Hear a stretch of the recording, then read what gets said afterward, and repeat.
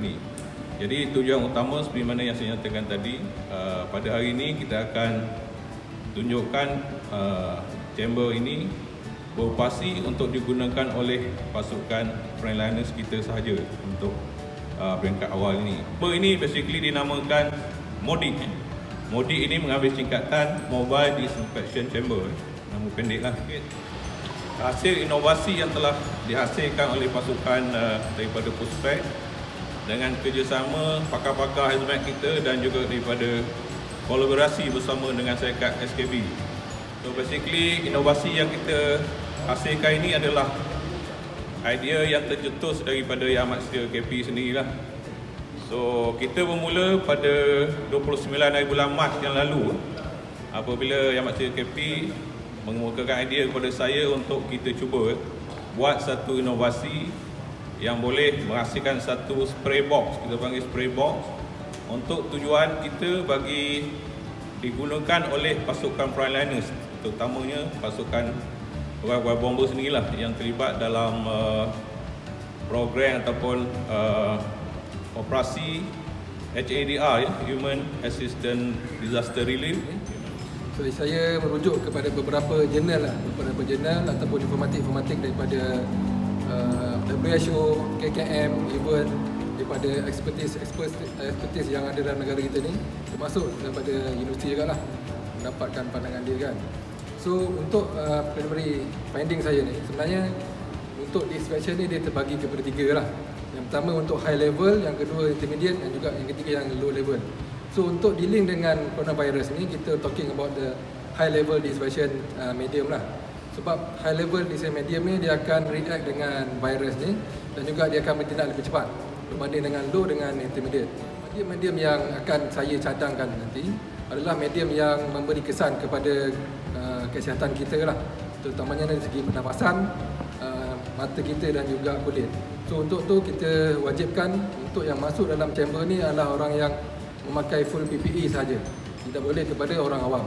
Sebab medium dia memang very dangerous lah kan. This is in line dengan apa yang KKM suggest lah dan juga ada ratio yang saya refer, tapi range dia berbeza lah.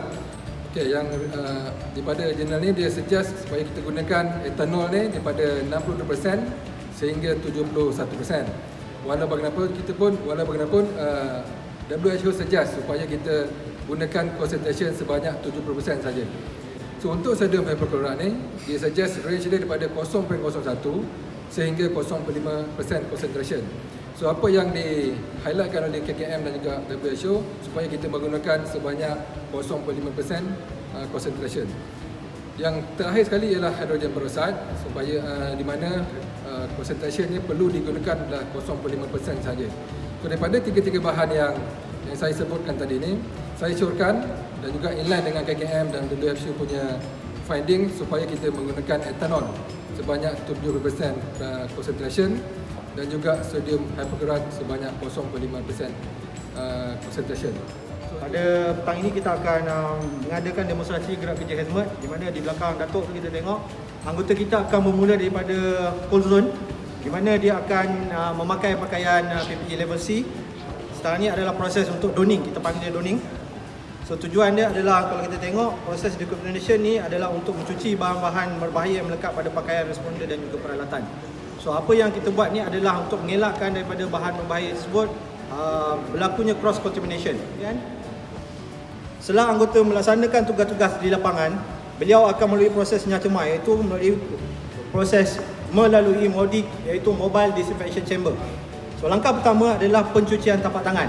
Setelah selesai kerja-kerja di tempat lapangan, so pencucian tapak tangan. Ini kerana tapak tangan dan kaki adalah tempat yang paling banyak bersentuhan dengan lokasi tugasan yang dilaksanakan. So proses yang akan dilalui adalah dengan mencuci tapak tangan dan juga tapak kaki.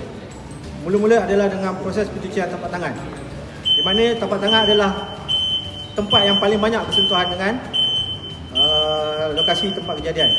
Seterusnya, hazmat technician akan masuk ke dalam MODIC, iaitu Mobile Disinfection Chamber, dengan melalui proses pencucian kaki yang dinamakan sebagai shuffling. Okey, seterusnya hazmat technician akan melalui proses nyacemak pakaian perlindungan diri, Proses ini dinamakan emission time, di mana akan berlaku selama hampir 20 saat. Dan kemudian dia akan keluar. Selepas proses decontamination, di dalam modik, hazmat technician akan berdiri di luar chamber selama 1 hingga 3 minit untuk membolehkan solution bertindak balas dengan biological agent yang melekat pada pakaian. Dan proses ini dinamakan sebagai contact time. So dia akan ambil 1 hingga 3 minit untuk memastikan solution yang ada tu betul-betul bertindak balas dengan bahan yang melekat pada pakaian PPE anggota. Dan proses terakhir, iaitu proses kelima, adalah proses menanggalkan pakaian, di mana dinamakan sebagai proses doffing. Proses ini dilakukan mengikut turutan bagi memastikan tidak berlakunya cross contamination kepada anggota. Dan proses ini adalah dengan menanggalkan outer glove yang ada pada pakaian, kemudian menanggalkan face shield, dan juga yang akhir sekali adalah dengan menanggalkan mask yang ada pada anggota technician yang terlibat.